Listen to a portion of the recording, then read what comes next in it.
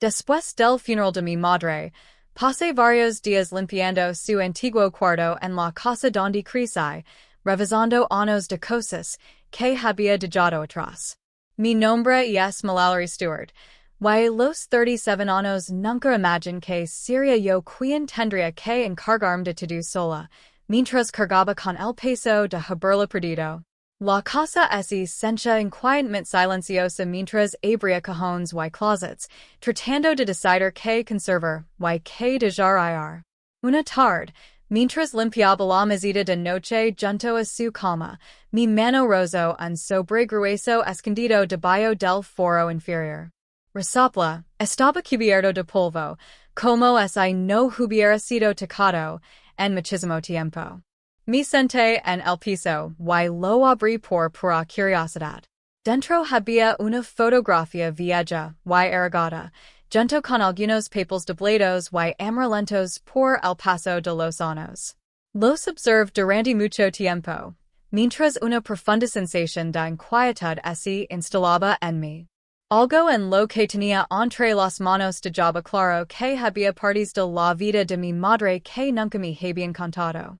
Volví a mirar todo en el sobre y me lo lev conmigo, con la mente llena de preguntas. Cuando lo mostré el sobre al abogado, revisó su contenido en silencio durante varios momentos.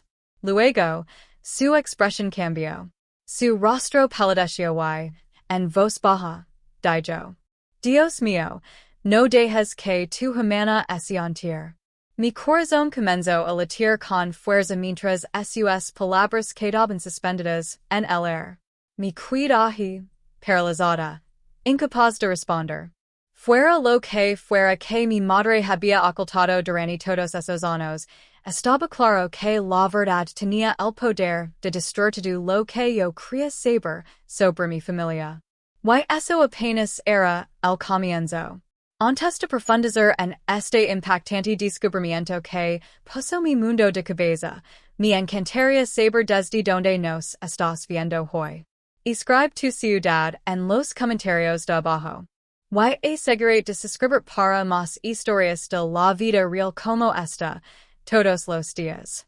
Desde que era pequeño y durante toda mi infancia en nuestra casa del Hill District en Pittsburgh, Mama trabajó turnos nocturnos como enfermera para mantener mi humana autumn y a mí, sin cuidarse jamás de problemas económicos en de la ausencia de nuestro padre. Llegaba a casa agotada en las primeras horas de la mañana y aún así lograba prepararnos comidas sencillas antes de dormir unas pocas horas. Luego volvía a despertarse para ayudarnos con la tarea o lavarnos en nuestras citas.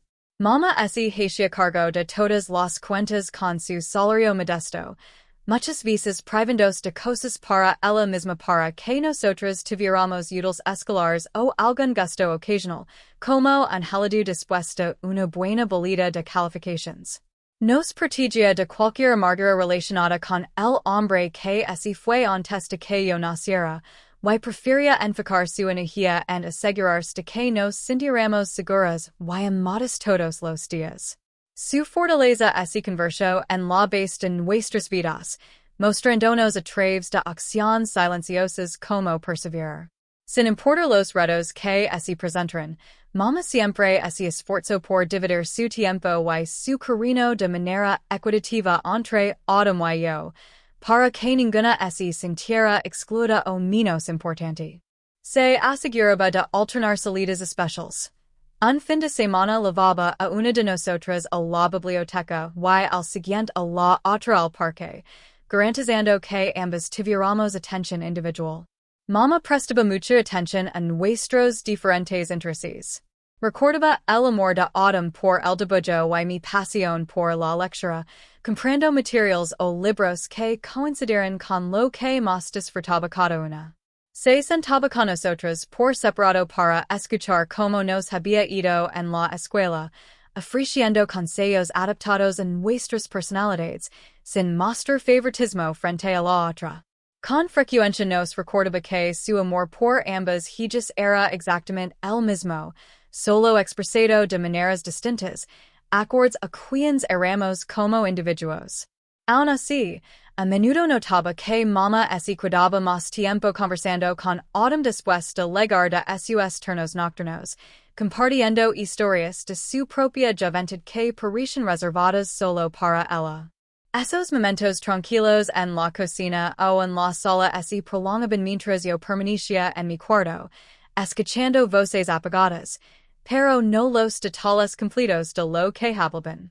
Mama contaba experiencias de su formación como enfermera o relatos familiares de antes de que naciéramos, abriéndose de una manera que se sentía más íntima durante esos momentos a solas con Autumn.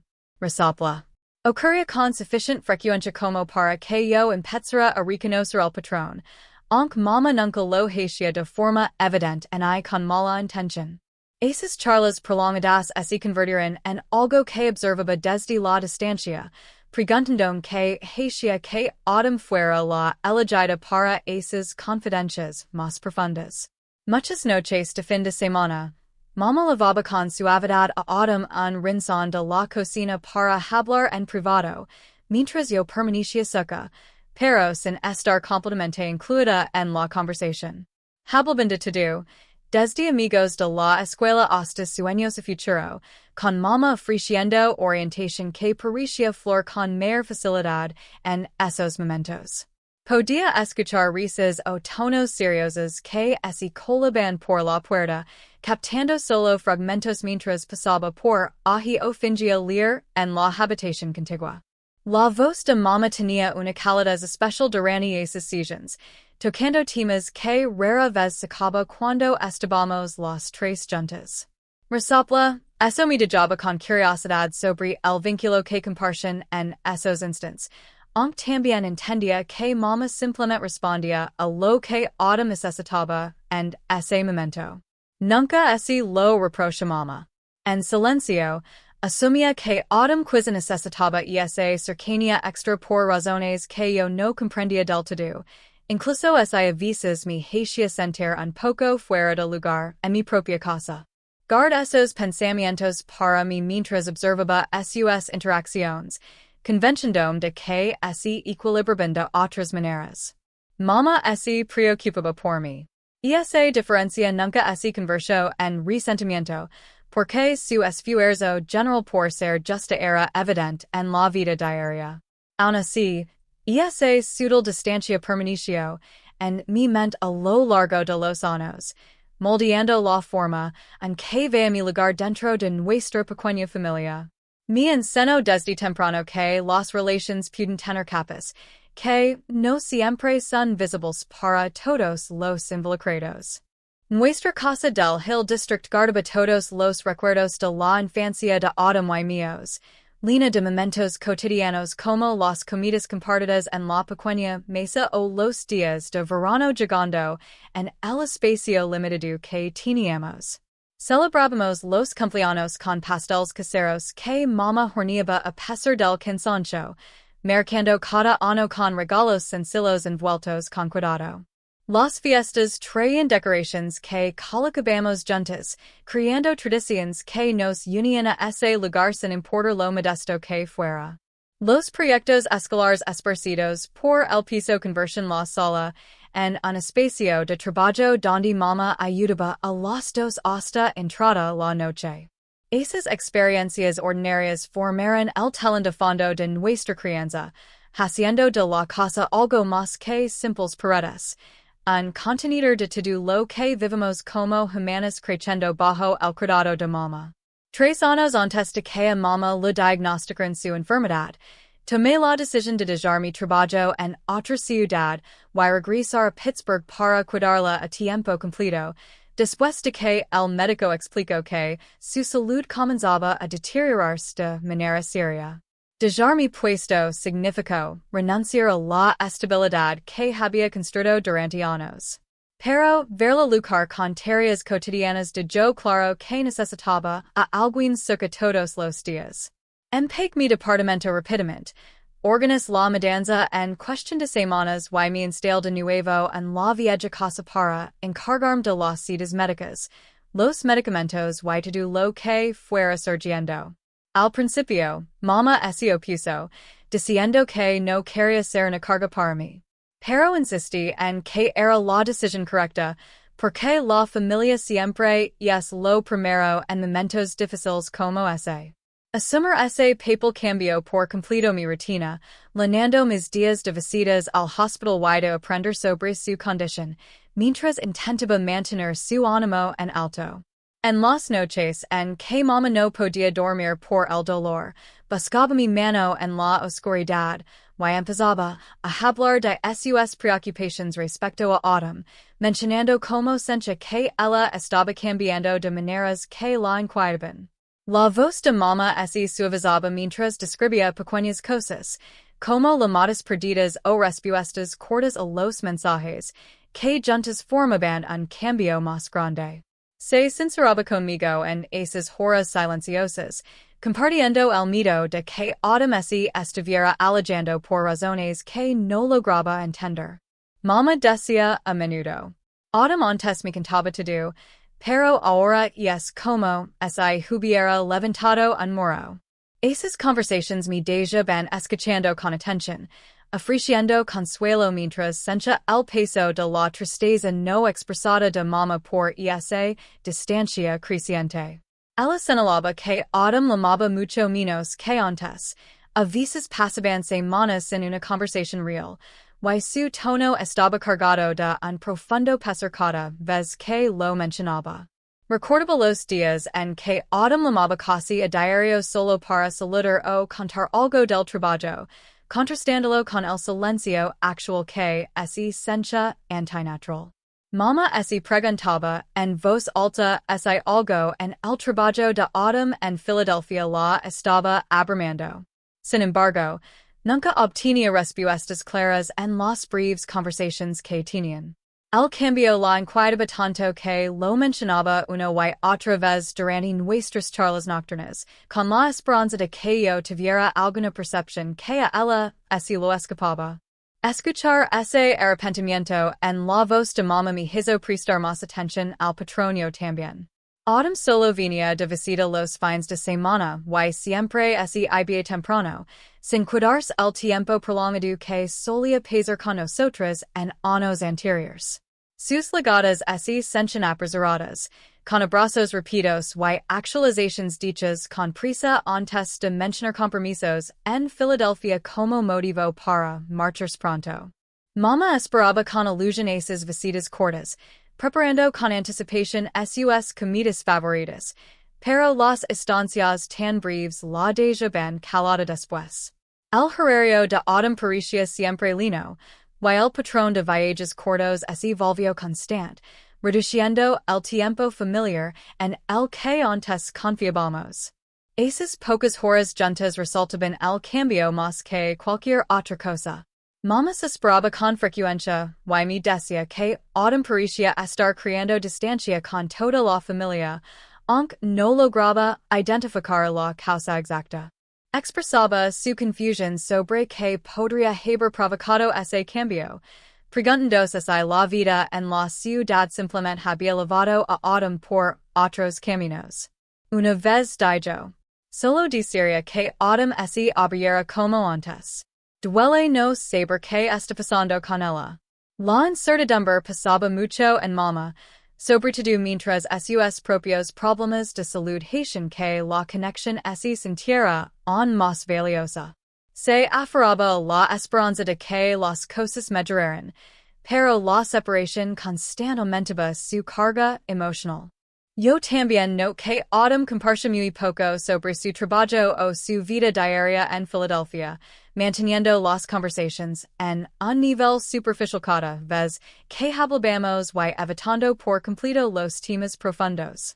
Las llamadas se limitaban a saludos rápidos, sin detalles sobre amistades, retos laborales o planes, dejando vacíos que crecían con el tiempo. Esa falta de apertura hacía que las interacciones familiares se sintieran tensa, como si una parte de su mundo permaneciera totalmente cerrada. Intenta hacer preguntas suaves para que expresara más, pero sus respuestas seguían siendo breves y evasivas. Esa reserva creciente contribuía a la sensación general de separación que se asentaba sobre todas nosotras. No mucho después, mamá se fue en silencio una noche mientras dormía, tras un deterioro constante de su condición en las semanas previas. La enfermera de cuidados paliativos me llamó temprano esa mañana, y me senté junto a su cama hasta que llegó el personal de la funeraria para levársela. Todo ese sencha irreal mientras firmaba los documentos necesarios y comenzaba a avisar a las personas sobre la pérdida. Autumn voló desde Filadelfia ese mismo día, llegando a la casa con los ojos enrojecidos y una pequeña maleta. Pasamos los días siguientes planeando juntas un servicio sencillo, eligiendo un atad y flores que se ajustaran al gusto sobrio de mamá. Autumn se quedó el tiempo suficiente para asistir al entierro, permaneciendo a mi lado durante la breve ceremonia junto a la tumba, mientras un pequeño grupo de amigos y familiares se reunía para despedirla.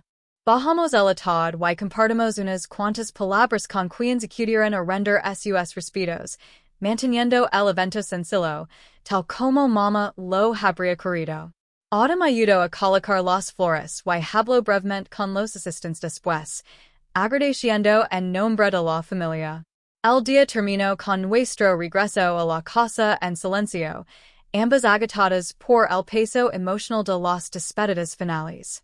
Antes de volver, terminamos todos los trámites en la oficina del cementerio. Esa misma noche, durante la cena, Autumn empezó a preguntarme por la ubicación de ciertos papeles que mamá había guardado, enfocándose especialmente en la escritura de la casa y en los detalles de cualquier cuenta bancaria que siguiera activa. Lo mencionó de manera casual, diciendo que sería útil tener todo organizado para lo que siguiera. Lo comenté sobre la carpeta principal que ya había encontrado con los documentos básicos, pero Autumn quería saber si mamá había guardado otros en distintos lugares de la casa.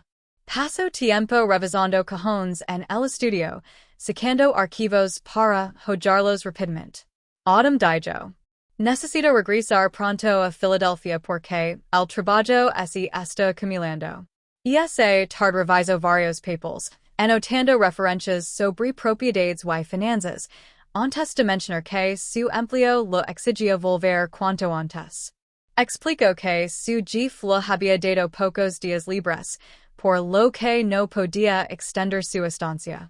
Esa misma noche empacó su maleta y reservó un vuelo para la mañana siguiente. Me dio un abrazo rápido antes de dormir, prometiendo mantenerse en contacto para cualquier decisión pendiente. Su partida ocurrió apenas un día después de que concluyera el entierro, dejándome a mí sola con todas las tareas restantes. Autumn salió de Pittsburgh temprano a la mañana siguiente para tomar su vuelo de regreso a Filadelfia, dejándome a cargo de la casa. Su salida se sintió abrupta, pero insistió en que sus obligaciones profesionales no le dejaban margen de maniobra. La llevé al aeropuerto en silencio, observándola registrarse y desaparecer por el control de seguridad, sin que mediara mucha conversación. El camino de regreso sola sobre la soledad que me esperaba mientras enfrentaba la tarea de ordenar las cosas de mamá. La casa parecía más grande en su ausencia, y cada habitación me recordaba los acontecimientos recientes. Me cuidé ali para encargarme de todo lo que mamá había dejado atrás, comenzando por la ropa cuidadosamente doblada en los closets y siguiendo con los objetos personales sobre tocadores y repisas. El preciso implicó doble prendas para donarlas y separar aquellas con valor sentimental, como las bufandas que mamá usaba con frecuencia. Vací los gabinetes del baño de medicamentos y artículos de aseo, etiquetando cajas para donación. Los días se fueron mezclando mientras avanzaba cuarto por cuarto, deteniéndome avisos en cartas o pequeños recuerdos que traían memorias. Atender esos detalles se convirtió en mi manera de procesar la pérdida poco a poco. Mientras levantaba el forro gastado del fondo de un cajón del viejo burro de mamá durante la limpieza, descubrí un sobre grueso cubierto de polvo, cuidadosamente oculto debajo. Su colocación sugería que había sido escondido a propósito, ya que no había nada más en ese espacio. Lo sac con cuidado, quitando las capas de polvo que revelaban cuánto tiempo llevaba sin ser tocado. El sobre ese sencha pasado por lo que contenía, captando toda mi atención y apartándome de la rutina. La curiosidad creció mientras lo sostenía, preguntándome por qué mamá había decidido guardar algo tan fuera de la vista. A la mañana siguiente, levé la fotografía y los papeles del sobre con varias de las antiguas conocidas de mamá, con la esperanza de que alguien reconociera a la bebé que ella sostenía con tanta ternura en la imagen. Comencé con una excompañera suya de enfermería que vivía cerca. Nos reunimos en su casa, sentadas en la sala con una taza de té. Examinó la foto con cuidado, acercándose a los detalles con sus lentes de lectura, pero al final dijo que la niña no lo resultaba familiar por ninguna historia o foto que mamá hubiera compartido a lo largo de los años. Le di las gracias, y continuó con otra amiga que mamá conoce de los grupos de la iglesia, mostrando los mismos objetos durante una visita breve. Ella los estudió con la misma atención, recordando muchos episodios de la vida de mamá. Sin embargo, tampoco logró identificar a la bebé. Ninguna de las personas que conocieron a mamá desde hacía años pudo reconocer a la niña que aparecía en la fotografía, lo que incrementó mi confusión sobre el lugar que esa imagen ocupaba en su pasado. Cada persona a la que pregunté mostró interés genuino y así tomó el tiempo de buscar pistas en el fondo de la imagen o en la expresión de mamá, pero nada encajaba. Una sugirió que podría tratarse de una prima lejana a la que mamá casi no mencionaba. Otra pensó que quizá era un caso del hospital en el que trabajó. Su incapacidad para dar respuestas solo reforzó la sensación de que se trataba de algo que mamá había decidido mantener separado de todos. Las respuestas vacías y repetidas me dejaron con más preguntas de las que tenía al inicio. Por eso decidí ir directamente a la oficina del señor Lawrence Burke, el abogado de confianza de mamá durante muchos años, la única persona en quien siempre confió para asuntos confidenciales a lo largo de su vida. Programé una cita esa misma tarde y leg con el sobre bien guardado en mi bolso. La sala de espera me resultó familiar por visitas pasadas en las que mamá acudía para actualizar su testamento o documentos de propiedad. Entré a su oficina cuando me llamaron y tomé el asiento que me ofreció frente a su escritorio. El ambiente tenía una seriedad que coincidía con la creciente inquietud que sentía por el hallazgo. Coloqué el sobre completo sobre el escritorio del señor Burke y le pedí que revisara todo su contenido allí mismo, en su oficina.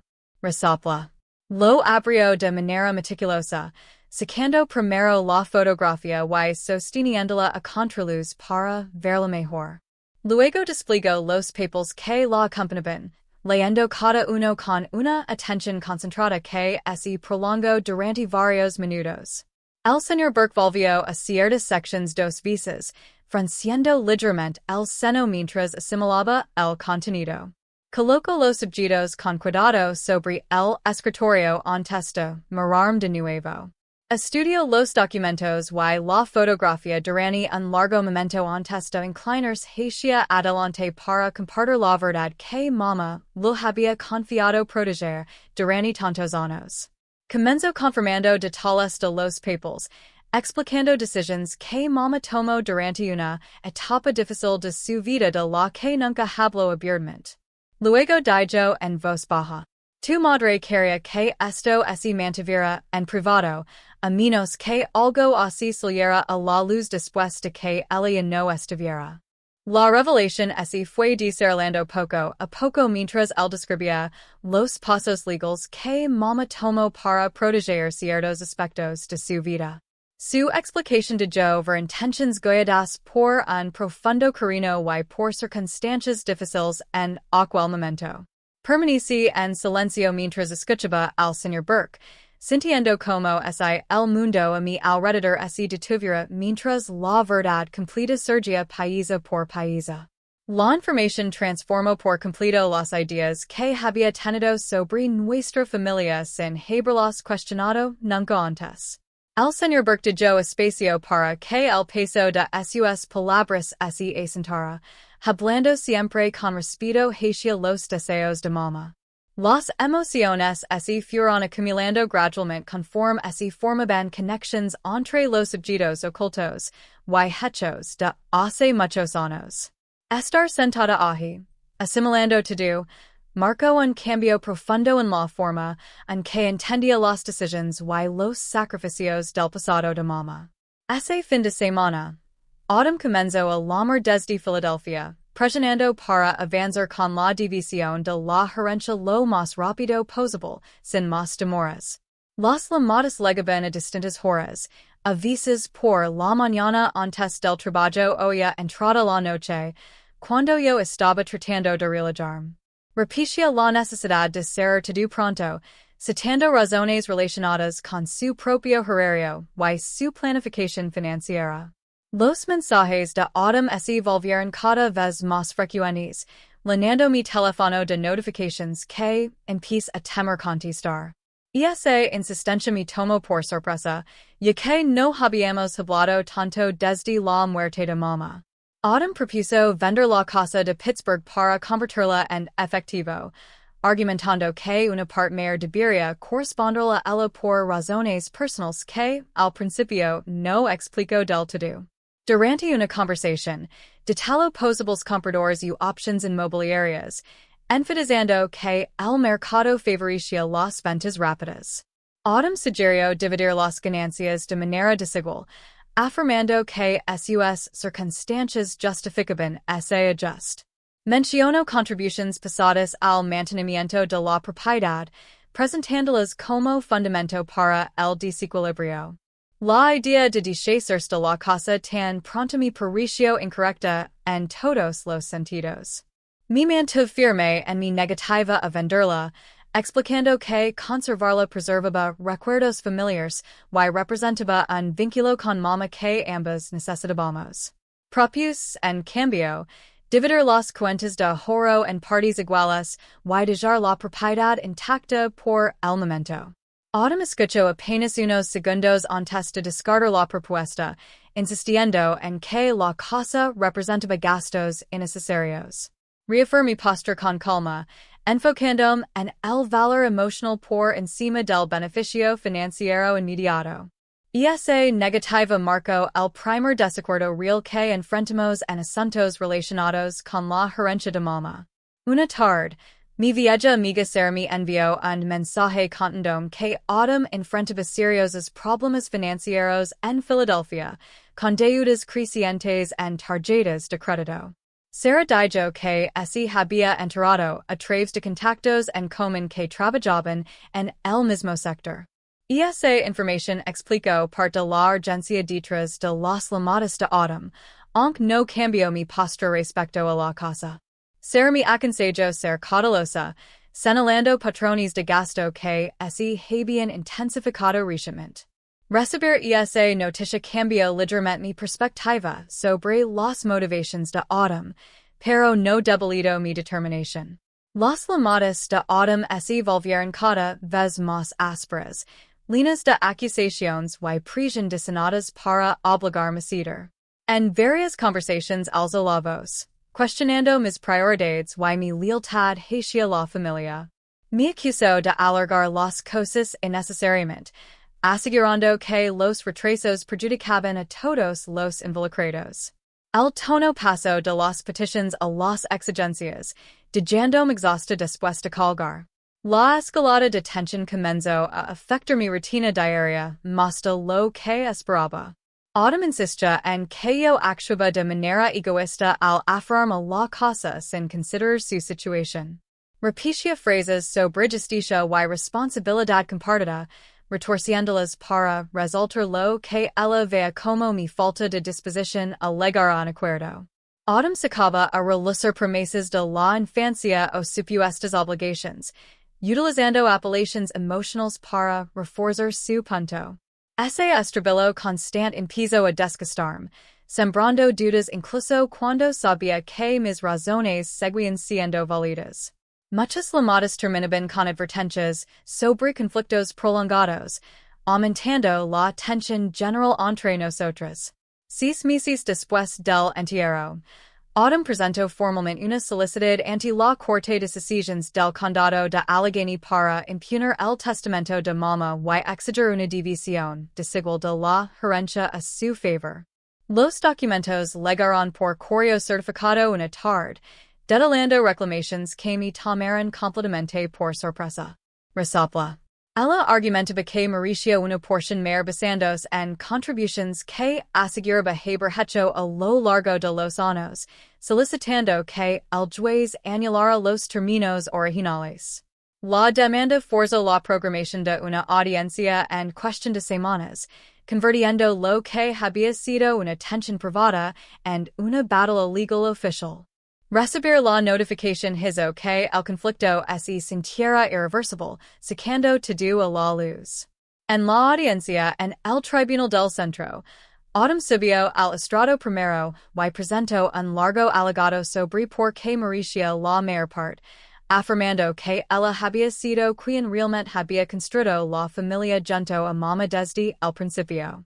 Habló con seguridad ante el juez, describiendo responsabilidades asumidas en la infancia y la ayuda financiera que dijo haber brindado durante la enfermedad de Mama. Autumn alegó una inversión emocional que, según ella, superaba cualquier división equitativa, diciendo: Yo fui la que se mantuvo presente cuando las cosas se pusieron difíciles, y eso debería valer de algo. Su testimonio dibujó una imagen de dedicación, resaltando momentos que presentó como sacrificios personales. La forma en que habló transmitió convicción, haciendo que su caso pareciera razonable en la superficie, al menos a primera vista. Me quedé sentada escuchando desde mi lado de la sala, sintiéndome agotada y sin fuerzas para presentar un argumento sólido cuando llegó mi turno de hablar. La acusación dolió, despertando viejas dinámicas que me dejaron buscando palabras. Lograr decir algunas cosas básicas sobre querer justicia y respetar la voluntad de Mama, pero nada salió con verdadera firmeza. Las declaraciones preparadas de Autumn opacaron mis explicaciones más tranquilas, creando un desequilibrio evidente en la presentación. El juez tomó nota de los puntos de ambas partes sin mostrar reacción inmediata, lo que me dejó preocupada por el resultado. El señor Burke llegó inesperadamente a la sala del tribunal esa mañana y tomó asiento en silencio hasta que fue llamado como testigo, aprobado por la corte después de que yo mencionara brevemente su papel. Camino hacia el estrado con documentos en mano, listo para dar testimonio de asuntos que Mama había hablado con él anteriormente. El juez permitió su intervención como el abogado que redactó el testamento final, otorgando peso a su conocimiento profesional. El señor Burke se mantuvo sereno en todo momento, concentrándose en hechos y no en opiniones. Su presencia cambió notablemente el ambiente de la sala. Presentó los documentos oficiales de adopción de 1988 junto con el último testamento que Mama firmó estando plenamente consciente y libre de cualquier influencia. Explicó con claridad la línea de tiempo, confirmando la capacidad mental de Mama mediante notas médicas y firmas de testigos en el momento de la firma. El señor Burke declaró: Su madre ejecutó este documento con pleno entendimiento, incluye disposiciones específicas en las que ella insistió. El registro de adopción estableció el estatus legal de Autumn desde la primera infancia, separado de los lazos biológicos. Entregó copias al juez para su revisión, asegurando transparencia en el proceso. El testamento estableció términos explícitos. La casa debía convertirse en un fideicomiso caritativo para apoyo a pacientes y no podía venderse, además de excluir autumn de la herencia debido a pruebas de influencia indebida durante un periodo de vulnerabilidad de mama. El señor Burke detaló correos electrónicos y notas que demostraban la presión ejercida cuando la salud de mama se encontraba deteriorada, cumpliendo con los estándares legales de manipulación. Cito directamente la cláusula. Cualquier beneficiario que intente ejercer influencia indebida perderá su parte. Las disposiciones reflejaban los deseos finales, claros y protegidos de mama frente a cualquier impugnación. La revelación cayó con peso en la sala, cambiando por completo todo lo que se había presentado antes. Un año después, el tribunal desestimó por completo la solicitud de autumn y lo ordenó pagar todos los honorarios legales, además de un cargo adicional por presentar una impugnación frívola sin fundamento. El juez citó pruebas claras de la capacidad mental de mama y la cláusula de no impugnación que activaba la pérdida de derechos al intentar disputar el testamento. Autumn recibió la resolución por escrito poco después, con un desglose de costos que ascendían a decenas de miles debido a los procedimientos prolongados. Presentó una apelación breve, pero la retiró cuando sus asesores lo explicaron las escasas probabilidades de éxito y los gastos crecientes. La orden final cerró el caso, haciendo cumplir firmemente los deseos de mama sin más modificaciones. Autumn perdió todo derecho a la herencia conforme a los términos establecidos, quedando sin nada del patrimonio de mama, salvo algunos objetos personales que ya se habían distribuido anteriormente. Poco después de la decisión, se mudó de Filadelfia a un lugar desconocido, cambiando números y direcciones sin aviso. Los intentos de contacto no obtuvieron respuesta, confirmando la ruptura total que ella misma inició. El silencio reemplazó las discusiones previas, creando un vacío que se sintió a la vez liberador y definitivo. No llegaron más mensajes ni actualizaciones, marcando el final de cualquier vínculo restante. Yo conserve el control total de la casa en Pittsburgh y la transform en un pequeño centro de apoyo para pacientes que enfrentan la misma enfermedad que mama padeció en sus últimos años. Organizaciones locales ayudaron a establecer reuniones semanales y sesiones informativas en la sala, donde las familias comparten experiencias. Voluntarios coordinan visitas y materiales informativos, convirtiendo el espacio en algo útil para la comunidad. El cambio honró la memoria de mama al enfocarse en ayudar, en lugar de vender, alineándose con su intención caritativa. Las actividades crecieron poco a poco conforme se corrió la voz entre grupos de apoyo. A menudo me siento sola en la casa reflexionando sobre los días que pasé con mama, comprendiendo que el amor familiar no siempre se manifiesta de forma igual ni evidente en la superficie. Esos momentos tranquilos me devuelven conversaciones que tuvimos durante su enfermedad, mostrando cuidados expresados de maneras únicas en cada relación. Las diferencias que note al crecer ahora tienen sentido como parte del enfoque individual de mama al criar. Los recuerdos surgen sin amargura, resaltando la protección que ofreció a su manera. Entender esa variación me da paz respecto a percepciones del pasado. Aprendí la importancia de establecer límites firmes con personas que causan un daño profundo, incluso cuando existe una historia compartida desde la infancia bajo el mismo techo. La experiencia me enseñó a priorizar la autoprotección sobre una reconciliación forzada cuando la confianza se rompe más allá de lo reparable. Reconocer patrones de manipulación a tiempo permite espacio para sanar sin daño constante. Esos límites preservan la energía para relaciones positivas en lugar de conflictos agotadores. Aplicarlos trajo claridad a mis relaciones de ahora en adelante.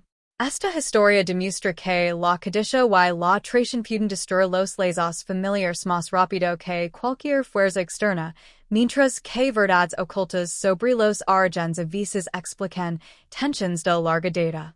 Proteger haciendo valer límites después de un daño severo no es frialdad, sino una necesidad para la paz personal. Honor los deseos finales de un ser querido, incluso cuando revelan realidades dolorosas, traición y propósito. Al final, elegir la integridad por encima de una unidad forzada conduce a vidas más sanas, recordándonos que no todas las relaciones merecen oportunidades infinitas, pisa un pasado compartido. Gracias de corazón por acompañarme a lo largo de toda esta historia sobre secretos familiares, perdida y decisiones difíciles. Tu tiempo significa mucho para mí y te agradezco haber escuchado hasta el final. Si algo resonó contigo o has vivido experiencias relacionadas con disputas de herencia o conflictos entre hermanos, por favor compártelo en los comentarios. Me encantaría conocer tu perspectiva.